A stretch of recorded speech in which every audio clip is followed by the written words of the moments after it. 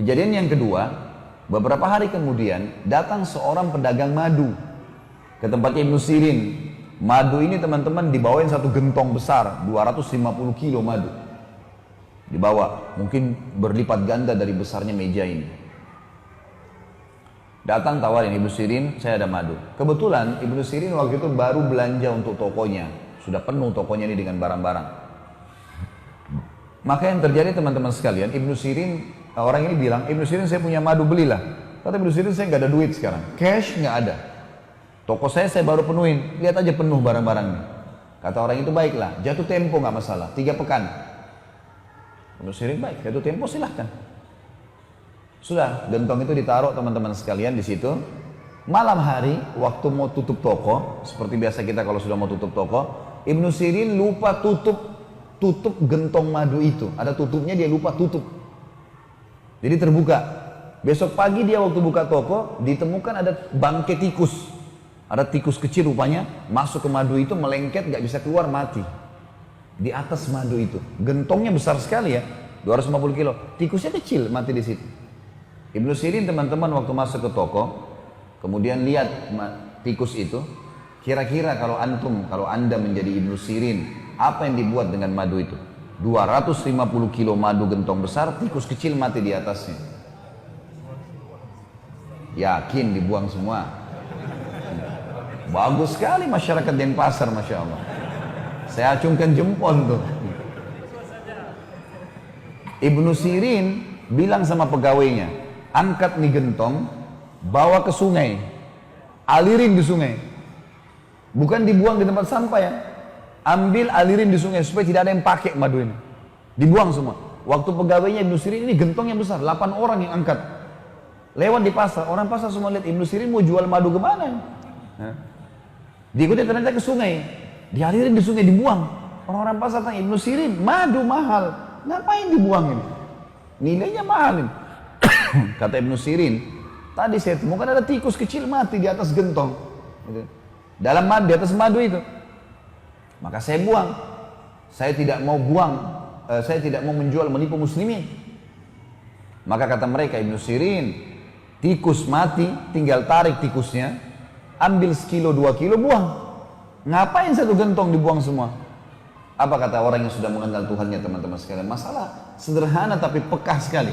Kata dia, demi Allah, saya tidak pernah punya jaminan. Adakah di antara kalian yang bisa jamin buat saya tetesan madu mana yang kena dan tidak kena dengan bakterinya bangkai tikus itu? Sekarang kalau kayak kalian bilang sekilo 2 kilo saja dibuang, yang tersisa, dari mana saya tahu madu tetesan mana yang tidak kena atau kena? Lalu saya jual kepada muslimin, ternyata ada yang kena bakteri itu. Maka saya dihisap oleh Allah hari kiamat. Demi Allah saya tidak mau jual. Buang semua. Ini luar biasa. Baik, berjalan waktu. 3 minggu kemudian, Ibnu Sirin karena ini kan mahal ya, dia akhirnya keuntungan tokonya dikumpulin untuk bayar madu ini. Baru terkumpul setengah dari nilai madu. Pemilik madu datang, oh Ibnu Sirin saya mau nagih. Dia belum tahu kisah nih. Kata Ibnu Sirin, madumu sebenarnya 3 pekan yang lalu tuh dimasukin tikus, saya buang karena saya takut menipu muslimin. Nanti Allah akan hisab saya. Jadi saya belum punya uang cash, baru setengahnya. Kalau kau mau ambil setengah ini dan ambil barang. Kalau mau ambil barang saya yang senilai. Silakan. Gitu kan. Bijak sekali kan? Kata orang itu enggak, saya mau cash. Kata Ibnu Sirin belum ada. Kata dia, baiklah, saya kasih tempo lagi, 3 minggu lagi ke depan. Berjalan 3 minggu, ternyata Ibnu Sirin juga dengan hikmah Allah, barang yang dijual di tokonya cuma bisa terkumpul 3/4 saja. Uang cash cuma 3/4 saja, belum bisa ke semuanya. Kata orang ini, kalau begitu Ibnu Sirin saya akan lapor ke hakim pengadilan. Kata Ibnu Sirin, laporkan, silakan. Dilaporlah, hakim tahu siapa Ibnu Sirin, ini ulama besar. Ditanya, ada apa wahai Ibnu Sirin? Ibnu Sirin bilang, 6 pekan yang lalu saudara saya ini memberikan kepada saya madu, jatuh tempo, lalu masuk tikus, saya takut nipu muslimin, saya buang. Lalu saya kumpulin duit, baru 3/4 dari nilai madu itu. Sisanya kalau dia mau diambil barang, tapi dia nggak mau, dia mau cash. Hakimnya balik kepada pemilik madu. Bagaimana pendapat kamu? Dia bilang, saya mau cash. Saya udah bilang sama Ibnu Sirin dari awal, saya mau cash. Ya salah dia, kenapa dia nggak bisa kumpulin? Kenapa madu dibuang, kenapa begini dan seterusnya. Kata hakim balik Ibnu Sirin, wahai Ibnu Sirin, hukum agama kita dan hukum pemerintahan kita menyatakan Anda harus kami tahan sampai Anda bisa membayar. Penjara nih. Kira-kira teman-teman kalau Anda di posisi Ibnu Sirin, mungkin kita merengek-rengek, maafin saya, nanti saya usahakan. Ibnu Sirin beda. Dia bilang penjarain saya pantas untuk dipenjara. Penjara saja. Udah masuk penjara. Penjaga penjaranya, kepala penjaga penjara teman-teman tahu Ibnu Sirin. Lalu dia datangi, dia mengatakan, Ibnu Sirin, saya ini kepala penjara. Semua yang masuk dan keluar di sini itu atas jaminan saya. Kalau saya ACC, kalau kita sekarang tanda tangan, izinkan, boleh keluar.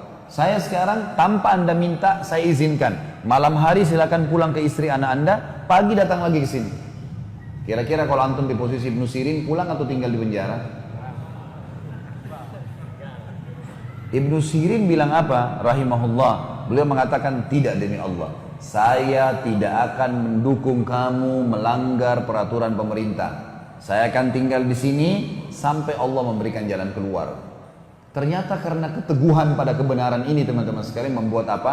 Tersebar berita satu Irak, Ibnu Sirin lagi hadapin masalah. Masyarakat muslim kumpulin duit. Mau bantu Ibnu Sirin nih. Uang yang terkumpul teman-teman sekalian cukup untuk membayar utangnya Ibnu Sirin yang 1 gentong madu tadi yang dibuang itu. Plus lebihnya bisa beli 10 gentong madu yang lain.